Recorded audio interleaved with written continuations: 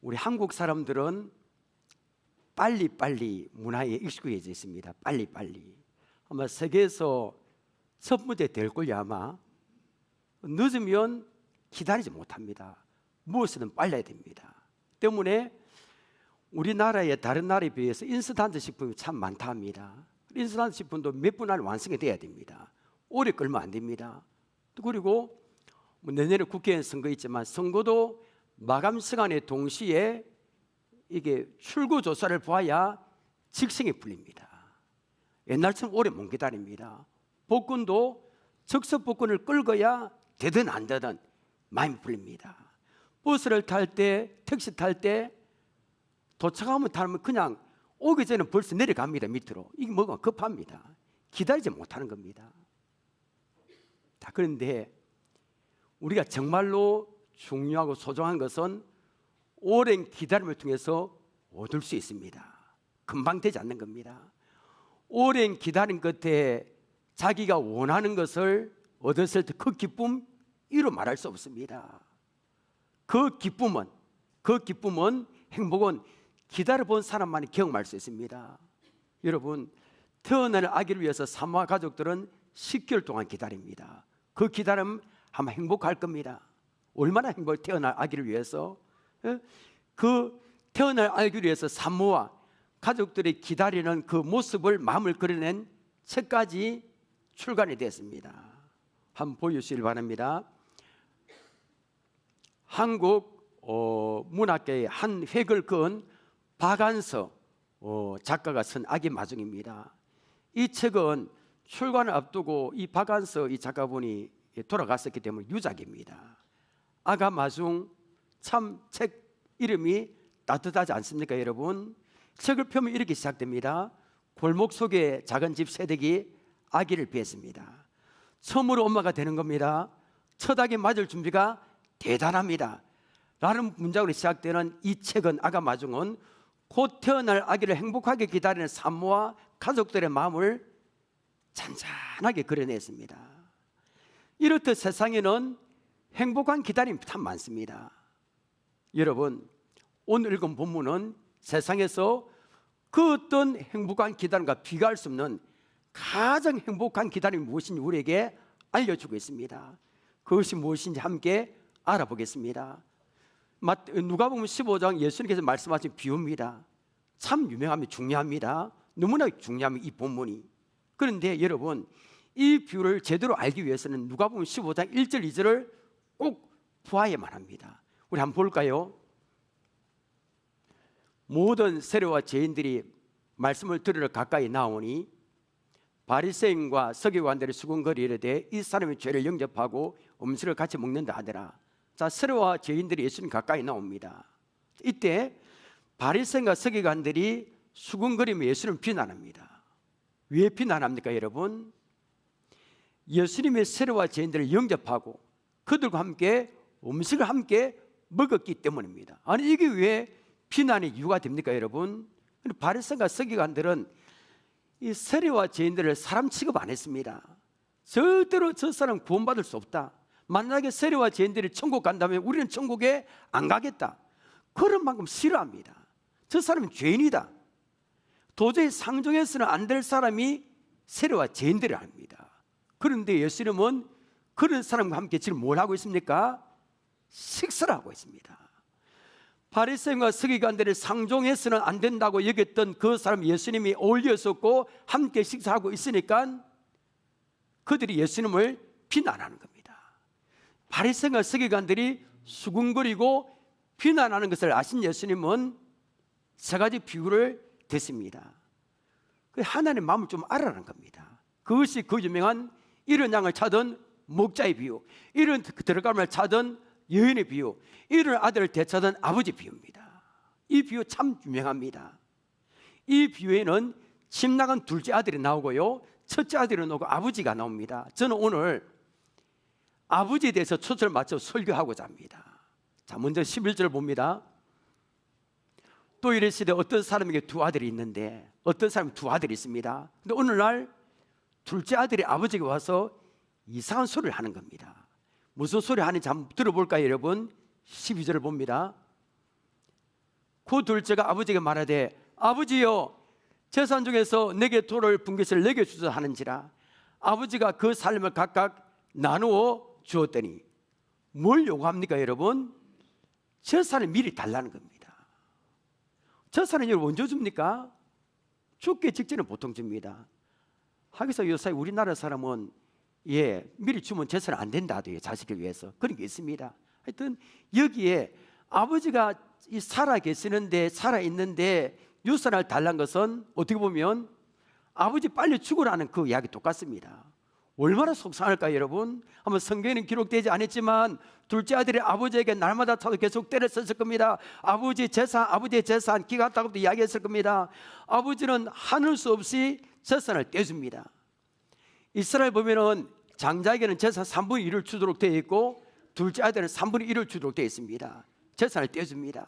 재산을 받은 아들은 얼쓰고 좋다면서 다 재산을 정리해서 아버지의 간섭이 전혀 미치지 않은 먼 나라로 갔습니다. 먼 나라로 갔다는 것은 아버지의 간섭을 받지 않고 자기 마음대로 멋지게 한번 살아보겠다는 겁니다. 13절 14절 봅니다. 그 며칠이 안 되어 둘째 아들이 재물을 다 모아가지고 먼 나라에 가 거기서 허람방탕하여 그 재산을 낭비하더니 다 없앤 후 그날에 크게 흉년이 들어 그가 비로소 궁핍한지라. 재산을 받아 먼 나라로 간 아들은 얼마 있지 않다 허랑방탕하게 다 쓰고 말았습니다. 허랑방탕하다의 뜻은 낭비하다, 방탕한 행동이 극히 불량하다 뜻입니다. 그러니까 돈 아까운 줄 모르고 흥청망청 다 써버렸습니다. 아마 술집에도 갔을 겁니다. 막 다 써버렸습니다. 여러분, 돈이 다 떨어지면 가장 먼저 무엇이 문제가 될까요? 먹는 겁니다. 그런데 그날에 때마침 설상가상으로 큰 흉년이 들었습니다. 흉년이 들으니까 직장 구하기 힘듭니다. 시급이 낮은 알바도 자리가 없습니다. 아무리 해도 없는 겁니다. 어쩌다가 먼 나라 백성 중 한 사람에 붙여 살았습니다. 그리고 그 사람이 직업을 한 가지 소개해 줬습니다. 그 직업이 무슨 직업일까요 여러분? 돼지를 치는 겁니다. 여러분 이스라엘 사람들은 아무리 돈 많이 줘도 돼지 치는 일 안 합니다. 돼지 안 먹습니다. 지금 유대인들 그렇잖아요, 그죠? 안 먹습니다. 중동 사람도 그렇습니다. 돼지 안 키웁니다. 그러니까 둘째 아들은 이스라엘 사람들이 부정하다고 못 받고 여긴 그 더러운 돼지 치는 더러운 일을 다른 나라에서 하게 됩니다. 둘째 아들이 비참해진 모습 우리 한번 볼까요 여러분? 16절 보십시오. 그가 돼지 먹는 시험 열매로 배를 채우고자 하되 주는 자가 없는지라. 얼마나 먹을 것이 없고 배가 고팠든지 돼지가 먹는 지은 열매로 배를 채우고자 했지만 그것마저도 주는 사람이 없는 겁니다. 둘째 아들 얼마나 비참합니까 여러분? 때를 써서 아버지 재산을 달라고 때를 가지고 자기 마음대로 살아보겠다고 먼 나라로 갔는데 그 결과 어떻습니까 여러분? 너무나 비참합니다. 여기서 우리는 한 가지 사실을 알 수 있습니다. 무슨 사실일까요? 하나님을 떠난 인생은 비참하다는 겁니다. 아무리 돈 많고 아무리 권력 있고 쾌락을 즐겨도 하나님을 떠난 인생은 절대 행복 누리지 못합니다. 순간적인 찰나에서도 행복 누리지 못합니다.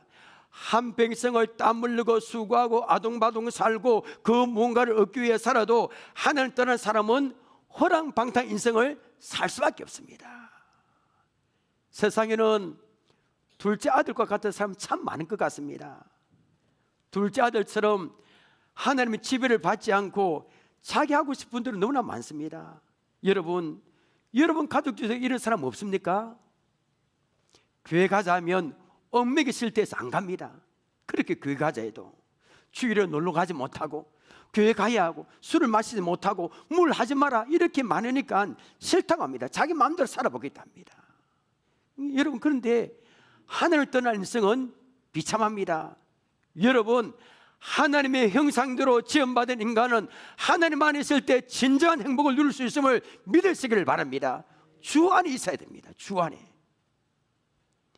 사실 세상에만 둘째 아들이 있는 게 아닙니다. 우리가 바로 둘째 아들입니다. 아니 목사님 내가 어찌 둘째 아들입니까? 그런 사람과 어떻게 비교를 합니까? 나는 아버지 재산을 달라고 한 적 없습니다. 나는 그렇게 돈을 흥청망청 쓰지 않았습니다. 나는 아버지의 마음을 아프니까 멀리 떠난 적이 없습니다 라고 말을 할 겁니다.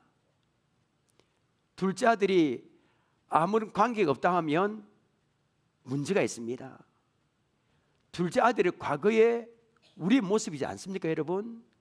에베소서 2장 2절을 봅니다. 그때 너희는 우리 이름을 내야 됩니다. 그때는 진호는 그 가운데서 행하여 이 세상 풍조를 따르고 공중의 권세 잡은 자 사탄을 따랐으니 곧 지금 불순종의 아들 가운데 역사하는 영이라. 그때는 구원받기 전에 우리 처지를 말합니다. 여러분, 우리 구원받기 전에 우리의 처지는 둘째 아들과 똑같잖아요. 하나님 아버지를 떠났습니다. 몰랐습니다. 이 세상을 떠난 채 이 세상 풍조를 따랐습니다. 이 세상 문화, 가치관, 이 세상의 그 문화를 사랑했습니다. 그 다음에 우리 3절을 보십시오. 전에는 다 과거입니다. 예수 믿기 전에 우리도 다 그 가운데서 우리의 육체의 욕심을 따라 지내며 육체와 마음에 원하는 것을 하여 다른 이들과 같이 본질상 진노의 자녀이었더니 구원받기 전에 우리는 육체의 욕심을 따라 살았습니다. 오로지 성공, 돈 많이 모으는 거, 하나님 아버지가 있는 것도 몰랐습니다. 아무 관계 없습니다. 그냥 둘째 아들과 같이 하나님을 멀리 떠나서 내 마음과 내 육체를 살았던 사람들 바로 누굽니까? 우리입니다. 둘째 아들이 구원받기 전에 나라는 사실을 인정하고 고백하시길 바랍니다. 그래야 오늘 본문에 나에게 준 말씀이 되는 겁니다. 어느 날 밤입니다. 먼 날에서 먹을 것이 없어서 허해진 별을 움켜잡고 이 자던 둘째 아들, 저 하늘을 보니까 별이 쏟아질 것 같습니다. 그 별이 쏟아질 것과 하늘을 쳐다보고 누워있는데 문득 고향에게선 아버지가 생각납니다. 아버지와 함께 지내던 행복한 삶이 주마등처럼 눈앞을 지나갑니다. 그때 내가 왜 이런 고생하지? 이런 생각할 때 불현듯 아버지께 돌아가고 싶은 생각이 납니다. 그리고 날이 새자 둘째 아들은 모두를 집어 던지고 길을 떠납니다. 냄새나는 옷, 거지꼴 같은 모습이지만 그래도 아버지는 나를 받아주지 않을까? 신랄 같은 희망을 가지고 고향에서 떠납니다. 길을 가면서 몇 번이나 또 외웁니다. 이런 말을 하면 아버지 받아줄까? 아니야. 저런 말을 한번 해볼까? 아니야. 어떻게 하면 용서하고 나를 받아줄까? 고민 끝에 생각한 말이 바로 이 말입니다. 18절 19절 보십시오. 내가 일어나 아버지께 가서 이르기를 아버지, 내가 하늘과 아버지께 죄를 지어 사오니 지금부터는 아버지의 아들이라 일컬음을 감당하지 못하겠나이다. 나를 분권의 하나로 보소서 하리라 하고, 둘째 아들은 조금 전에 이렇게 말하면 아버지가 용서 받아주지 않을까 하고 외우고 또 외우고 고향에서 먼 길을 떠납니다. 그리고 20절을 봅니다. 이에 일어나서 아버지께로 돌아가니라. 아직도 거리가 먼데 아버지가 그를 보고 서근히 여기어 달려가 목을 안고 입을 맞추니 먼 길을 떠난 끝에 어느덧 길에 익은 마을이 눈에 들어왔습니다. 자기 고향입니다. 둘째 아들은 긴장된 마음으로 길을 따라 집을 향해 올라가는데 저 멀리서 누군가 크게 외치는 소리가 들립니다. 고개를 들어보니까 아버지입니다. 아버지가 두 팔을 벌리고 달려오는 게 아닙니까? 달려오면서 얘야 내가 맞지 하면서 오는 겁니다. 여기에 20절에 보니까 아직도 거리가 먼데 아버지가 그를 보고 측은하게 달려가. 아직 거리가 멉니다. 그것도 전혀 다른 사람이 되어버린 둘째 아들 아닙니까? 아니 그런데 자기 아들인 줄 아버지가 어떻게 알겠습니까? 군에 입대한 남자들은 훈련소에서 훈련을 다 받으면 퇴소식을 갑니다. 퇴소식. 근데 퇴소식 날 부모님을 초청합니다. 연맹장에 훈련병들이 모입니다. 수백 명이 모이는 것은 1000명이 넘습니다. 똑같은 옷을 입고 똑같은 모자를 쓴 훈련병이 1000명이 넘습니다. 그런데 부모님들은 정확하게 아들을 압니다. 딱 보면 압니다. 왜 그럴까요 여러분? 부모들 눈에는 자기 아들밖에 보이지 않는 겁니다. 다른 아들은 관심도 없습니다. 아버지가 먼 거리에서 거짓골이 된 아들을 어떻게 알아볼 수 있었을까요? 아들만 생각하고 아들만 기다리고 있었기 때문입니다. 그게 아버지의 마음 아닐까요, 여러분? 아버지 머릿속에 온통 아들밖에, 집 나간 둘째 아들밖에 없습니다. 지금 아들의 올해는 냄새나는 더러운 돼지 오물 냄새가 비어 있습니다. 다른 사람 같으면 근처도 오지 말라고 했을 겁니다. 그런 아들을 아버지는 달려갑니다. 그리고 입을 맞춥니다. 그리고 왈칵 끌어안는 겁니다. 아버지의 기다림의 사랑이 없었다면 둘째 아들은 아버지께로 돌아올 수가 없었습니다. 저는 제보고 여러분, 누가 이 둘째 아들을 향한 아버지의 사랑을 한마디로 표현하라면 저는 이렇게 표현합니다. 기다림의 사랑이라고요. 아버지는 기다림의 사랑을 했습니다. 여러분, 사랑의 종류는 참 많습니다. 사랑 방법도 많습니다. 여러분들, 우리 아내분들의 남자분들, 아내분들은 남편에게 어떻게 사랑을 표현합니까, 여러분? 우리 경상도 사람들은 표현을 잘 안 합니다. 저도 마찬가지입니다. 서울 남자 보니까 이야, 이게 간지러울 정도로 멋지게 표현하대요. 뭐 마이 오 마이 다링 하면서 당신은 나의 태양이요, 뭐 이거 알아듣지 못한 사살 녹는 말로 이렇게 표현합니다. 얼른 멋지. 우리 경상도 남자 표현하면 그래야 누가 싸우는 줄 압니다, 여러분. 예. 이렇게 하면 뭐하노 하면서 완전히 이 아내가 받아주지 않습니다. 어떤 사람은 글로 사랑을 잘 표현합니다. 어떤 행동으로 잘 표현합니다. 나만 따라온다면서 확실하게. 어떤 사람은 묵묵하게 옆에서 지켜줌으로 그 사랑을 표현합니다. 여러분, 사랑하는 방법이 있어 다 이렇게 다른데 그 가운데 가장 힘든 사랑은 어떤 사랑일까요? 기다려주는 사랑이 아닐까요? 기다리며 사랑한다는 건 쉽지 않습니다. 여러분, 우리 교회에 또 우리 청년 누구를 좋아할 수 있습니다. 그 기다림, 외롭고 답답하고 고독하고 그런 시간을 보내야 됩니다. 그럼에도 불구하고 기다림을 가능하게 해주는 무엇 때문일까요, 여러분? 그것은 사랑 때문입니다. 여러분, 사랑하면 기다릴 수 있습니다. 몇 년이든 기다릴 수 있습니다. 오늘 본문에 나오는 그 아버지의 사랑은 어떤 사랑일까요? 기다림의 사랑입니다. 이런 아버지의 사랑이 어디 있을까요? 웬만한 아버지는 다리 몽둥이 부순다 이야기했을 겁니다. 재산 다 가져가서 며칠 얼마 만에 다 재산 허비하고 도론 거짓골 모습 볼 때 문전박대 처음에 안 할 겁니까, 여러분? 근데 오늘 본문에 등장하는 아버지는 재산을 가지고 다 흐름방탕하게 다 쓴 아들이 돌아오기를 매일같이 마을 입구에서 기다리고 있었습니다. 둘째 아들을 사랑했기 때문입니다. 아버지는 재산을 모두 탕진하고 거짓골로 냄새나는 모습으로 돌아온 아들을 덥석 끌어안습니다. 너 잘 왔다, 집에 가자.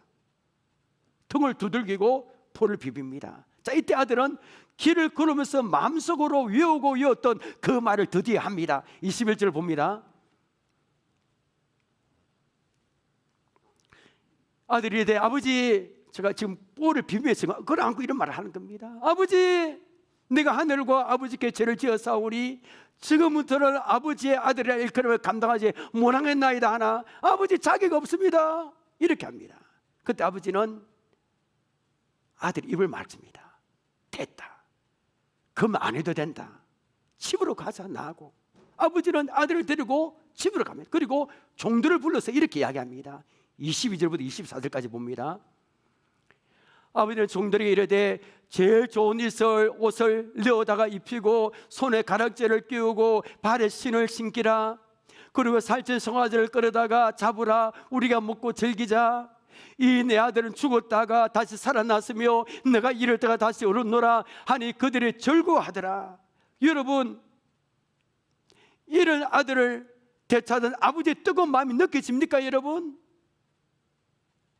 여봐라, 내가 그렇게 기다리는 아들이 왔다. 모욕시키고 새 옷을 갈아입히라, 신발을 신기라, 가락지를 끼우라, 살쾡 송아리를 잡아오느라. 오늘처럼 기쁘고 즐거운 날이 어디 있는가, 잔치를 벌이자. 동네 사람 다 불러라 했을 겁니다. 아버지는 긴 기다림 끝에 대처 아들을 보며 이런 말을 외쳤을 겁니다. 내가 세상에서 가장 행복한 사람이다, 이렇게 외쳤을 겁니다. 여기서 우리는 한 가지 결론을 얻습니다. 세상에서 가장 행복한 기다림이 무엇이냐는 겁니다. 무엇일까 여러분? 바로 그것은 한 영혼을 향한 기다림입니다. 본문에 등장하는 아버지는 누구십니까? 우리 아버지 하나님이십니다. 누가복음 15장을 처음부터 끝까지 읽어보십시오. 여러분, 읽어보면 한 가지 특징을 알 수 있습니다. 이런 양이나 이런 아들을 오랜 기다림 끝에 되찾았을 때 하나님이 너무너무 기뻐하신다는 겁니다. 너무너무 기뻐하신다는 겁니다. 이런 아들을 되찾은 비유의 결론 32절로 한번 볼까요 여러분? 집을 나간 아들이 보고 아버지가 첫째 아들에게 이렇게 말합니다. 첫째 아들이 시비를 좀 걸거든요. 그래서 이 내 동생은 죽었다가 살아났으며 내가 잃었다가 얻었기로 우리가 즐거워하고 기뻐하는 것이 마땅하다 하느라. 이게 삼중적 기쁨이 놉니다. 이거 보면 즐거워한다 노죠. 그 다음 그 뒤에 기뻐, 그 또 뒤에 그것이 마땅하다는 겁니다. 신구약 성경 우리 66권을 보면 하나님 기뻐하시는 모습이 종종 나옵니다. 그런데 누가복음 15장처럼 한 영혼에 돌아올 때 기뻐하는 모습이 가장 극적입니다. 15장을 보십시오 여러분. 12번이나 기뻐하고 즐거워한다 놈 12번 계속 반복해서 놉니다. 예수님을 모르는 한 영혼이 전도되어 돌아오는 것을 볼 때 하나님 그렇게 기뻐하신다는 겁니다. 너무나 기뻐하신다는 겁니다. 이 기쁨을 여러분 우리도 경험하기 위해서는 기다리는 겁니다. 한 젊은이가 지혜를 얻기 위해서 현인을 찾아가 제자가 되기로 해서 제자가 되었습니다. 아니 근데 서서가 몇 달이 지나도록 안 가르쳐주는 겁니다. 아무도 가르쳐주지 않습니다. 때문에 제자가 스승을 찾아가서 묻습니다. 스승님 저에게 왜 아무것도 아직까지 가르쳐주지 않습니까? 하니까 스승은 제자에게 질문을 한 가지 던집니다. 자 봐라, 저기 벽돌 뒤에 많은 금괴가 있다고 치자. 금괴. 근데 벽돌을 막아 두었으니까 어떻게 끊을 수 있는가 물었습니다. 제자는 망설이지 않고 대답합니다. 망치로 벽돌을 깨뜨리고 그 금괴를 꺼내면 됩니다 하고 했습니다. 스승은 제자에게 말합니다. 그래 내 말이 맞다. 그럼 하나 더 묻겠다. 여기에 있는 닭의 알에서 생명을 꺼내려면 어떻게 해야 되지? 묻습니다. 제자는 잠시 고민하다가 이렇게 대답합니다. 품어주고 따뜻하게 해주고 기다려줘야 합니다. 스승이 말합니다. 그래 내 말 맞다. 그렇게 품어주고 사랑해주면 그 안에 생명이 자라서 스스로 껍질을 나오게 된단다. 그런데 대부분의 사람들은 기다릴 줄 모르고 망치로 껍질을 깨는 줄 알지. 물론 망치로 껍질을 깰 수 있다. 그러나 망치로 깨서는 단 하나의 생명도 건들 수 없단다. 기다려 주라는 겁니다. 여러분, 기다림의 사랑 위대한 이유는 뭘까요? 기다림 때문에 생명이 잉태하고 그 안에 변화가 역사가 일어나기 때문입니다. 우리에게 이런 기다림의 사랑을 직접 보여준 분이 계십니다. 누구실까요? 우리 아버지 하나님이십니다. 그분의 기다림의 사랑이 없었다면 오늘 우리는 여기 없습니다. 우리 하루에도 수십 번 죄를 짓습니다. 하나님께서 우리를 기다려주지 않고 우리가 죄를 짓고 잘못을 할 때마다 망치를 드셨다면 우리는 다 깨어지고 있어서 존재하지 않았습니다. 우리는 구원받지 못하고 영원한 지옥에서 고통받아야 될 겁니다. 그런데 하나님은 기다리셨습니다. 우리에게 예수 믿지 않을 때 예수 믿는 사람을 우리에게 보냈습니다. 여러분, 우리에게 세상에 방황하지 말고 교회 갑시다, 예수 믿고 천국 갑시다. 우리는 이런 전도를 받아 교회를 바로 놓지 않았습니다. 얼마나 핑계가 많았습니까? 그런데 하나님은 우리가 토를 때까지 기다리셨습니다. 이것이 우리를 향한 하나님의 사랑이 아닐까 여러분? 과거에 둘째 아들이었던 우리가 이런 사랑을 받았습니다. 하나님께서 이렇게 우리를 사랑하셔서 기다려 주셨다면 우리는 어떻게 될까요? 우리도 기다림의 사랑을 실천해야 되는 겁니다. 누구를 향한 기다림이 되어야 될까요? 예수님 모르고 살아가는 영혼을 향한 기다림이 되어야 됩니다. 이 사실 때문에 우리에게서 10월 22일 날 너기 현수막의 뜻이 가을 전도 축제, 행복한 기다림 5개 중에서 이걸로 정했습니다. 행복한 기다림을 이렇게 개최합니다. 여기서 중요한 사실이 있습니다. 기다림이 중요하지만 기다림이 중요하대서 그냥 막연한 기다림이 되어서는 안 됩니다. 우리의 기다리면 준비된 기다림이 되어야 됩니다. 아무런 준비해서 상대를 맞이해서는 안 됩니다. 오늘 본문에 아버지 보십시오. 아버지는 둘째 아들을 그냥 기다리지 않았잖아요.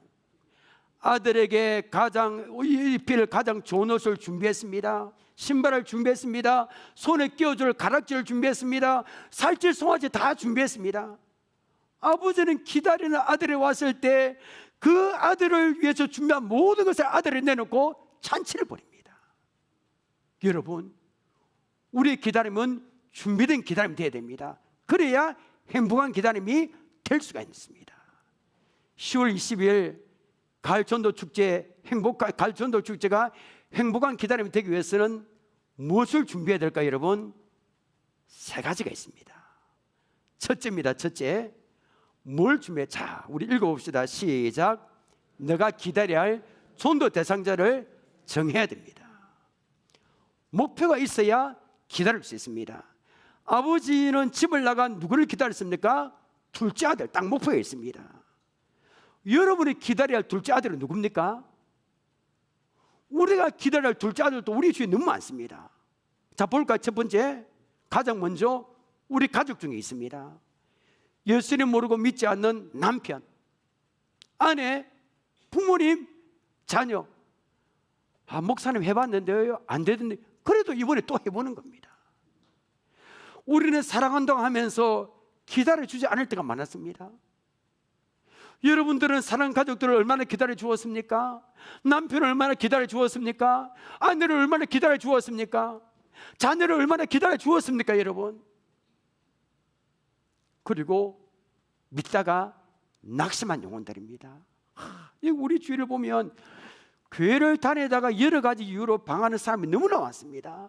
그들을 전도 대상자로 정하는 겁니다. 참 말씀에 우리 앞집에도 그런 분이 있을 겁니다. 우리 옆집과 뒷집에도 있을 겁니다. 나와 무언가 관계가 있는 사람을 하나하나 살펴보는 겁니다. 살펴보다가 이 사람이다. 감동이 오는 분이 계실 겁니다. 그 사람 한번 정해보는 겁니다. 내가 무관심을 찾지 않아서 그렇지 관심을 가지고 찾으면 둘째 아들처럼 잃어버린 영혼들이 우리 주위에 너무나 많을 겁니다.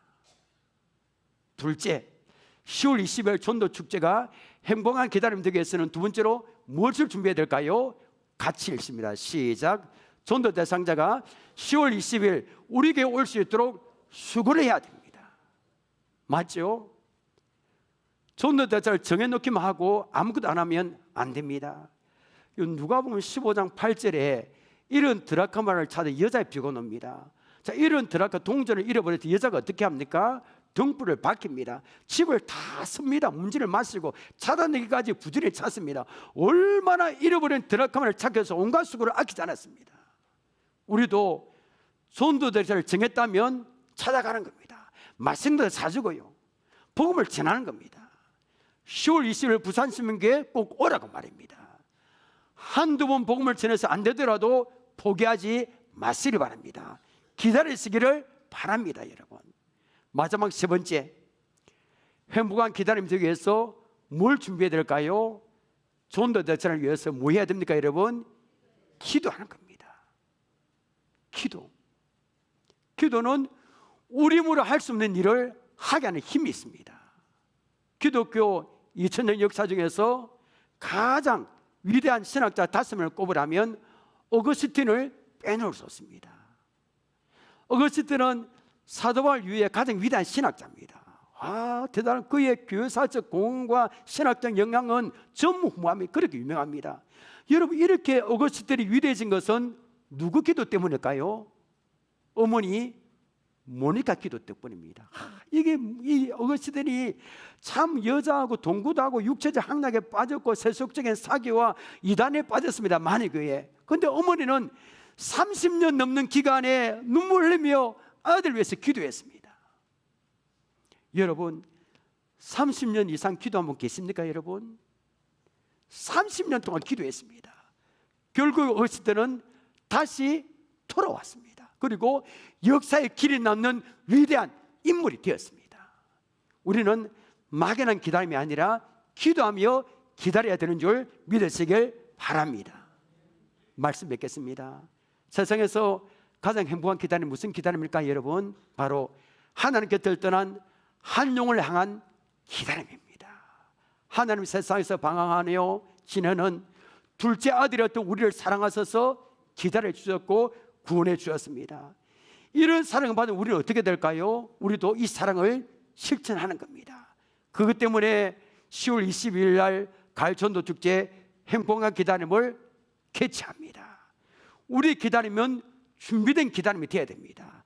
아무것도 준비하지 않으면 아무것도 열매 맺지 못합니다. 준비를 해야 됩니다. 무슨 준비해야 됩니까? 내가 기다려야 할 전도 대상자를 정하는 겁니다. 둘째, 정했다면 그 영혼을 찾아가는 겁니다. 복음을 전하는 겁니다. 수고를 하는 겁니다. 셋째, 그 전도 대상을 위해서 기도하며 기다리는 겁니다. 이 세 가지 꼭 실천하시기를 바랍니다. 이렇게 준비하고 기다려서 둘째 아들이 돌아왔을 때 그 너무 기뻐서 동네 사람을 초청해서 잔치를 벌인 하나님의 기쁨이 우리 가운데 충만하기를 주님의 이름으로 축원합니다. 기도합니다. 하나님, 오늘 세상에서 가장 행복한 기다림이 어떤 기다림인지 우리가 배웠습니다. 바로 그 기다림은 하나님을 떠난 잃어버린 한 영혼을 향한 기다림입니다. 하나님의 세상에서 방황하며 사는 둘째 아들이었던 우리를 기다리고 사랑하시고 우리를 구원해 주셨는데 우리가 이 하나님의 사랑을 실천하기를 원합니다. 10월 20일 가을 전도 축제 행복한 기다림, 이 표처럼 우리가 행복하게 기다리기를 원합니다. 그렇게 하기 위해서 내가 기다려야 할 전도 대상자가 누구인지 빨리 정하기를 원합니다. 그리고 정할 뿐 아니라 그 영혼을 위하여 복음을 전하며 자주자주 찾아가기를 원합니다. 그리고 그 전도 대상을 위해서 기도하며 기다리기를 원합니다. 이렇게 수고해서 우리가 작정하고 수고하고 기도했던 그 영혼이 20일 날 왔을 때 아버지 우리 교회에 우리 교회 성도들마다 심령에 하나님 기쁨이 충만할 수 있도록 역사에 주옵소서. 은혜 베풀어 주옵소서. 예수님의 이름으로 기도합나이다.